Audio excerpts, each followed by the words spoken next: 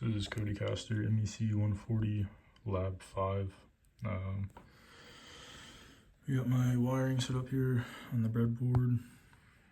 I have the coil on the relay wired to pin 8 on the Arduino.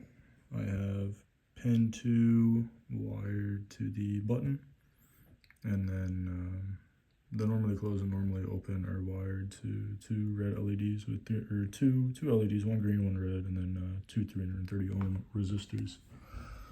If we look at the code of the serial monitor here, and if I type in on, press enter, the LED light turns on. I do off, it turns red, and the relay shuts off. And then if I do on, this little button right here, click that, turns to red, and then I get a output stop by emergency button. So for the code itself, I tried to label it as best as possible, but so relay pin 8, it's the relay control pins, got the 5 volts coming up. Stop button pin 2, so whenever I press this button down, it connects pin 2 to ground, and it'll give it a low state.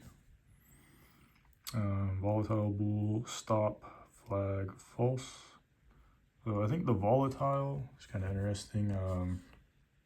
It's basically like, I guess it'll try to optimize the code, the Arduino will. So if you don't have that volatile there, it'll like potentially lock it as like a false state out of memory or something. I don't really fully understand it, but it kind of made sense when I was looking into it. And then bool output on false. It just tracks whether the relay is on or off, and then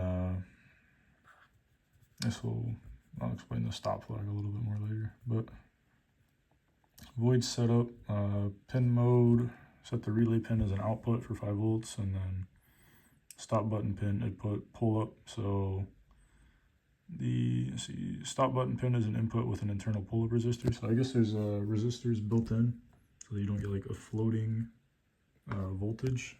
I've used like a resistor before to ground to eliminate that, but I didn't know they were built in. It's kind of cool. Let's see. So attach interrupt digital pin to interrupt 2 stop output ISR falling.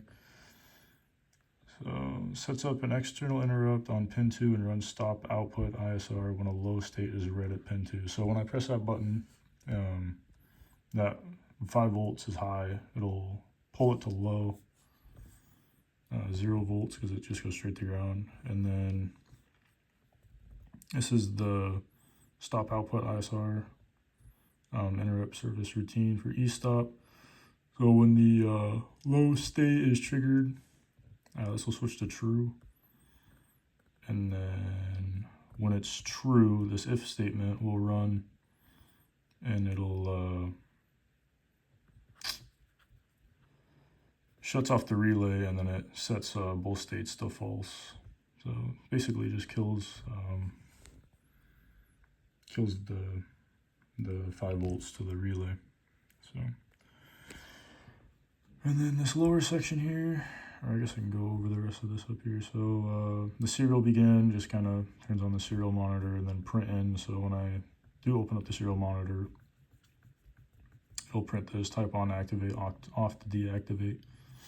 And then down here, the serial available, it just checks to make sure, I guess it checks for like if somebody's typing into the serial monitor, or if there's any new commands put into it. So it's looking to see if it changes from like yes, or somebody enters in, I guess. String input, serial read string until /n. So the /n is when you press enter. So if you type in no enter, it'll just read no, and then input trim blank. So that'll remove like the spaces, the /n, and I guess the /r, just like a return. Input equals, so ignore case on. So if you type in or on, it's not case sensitive, but if you type on into the serial monitor, digital write relay pin will go high, and then you get that 5 volts out, and then the green LED turns on.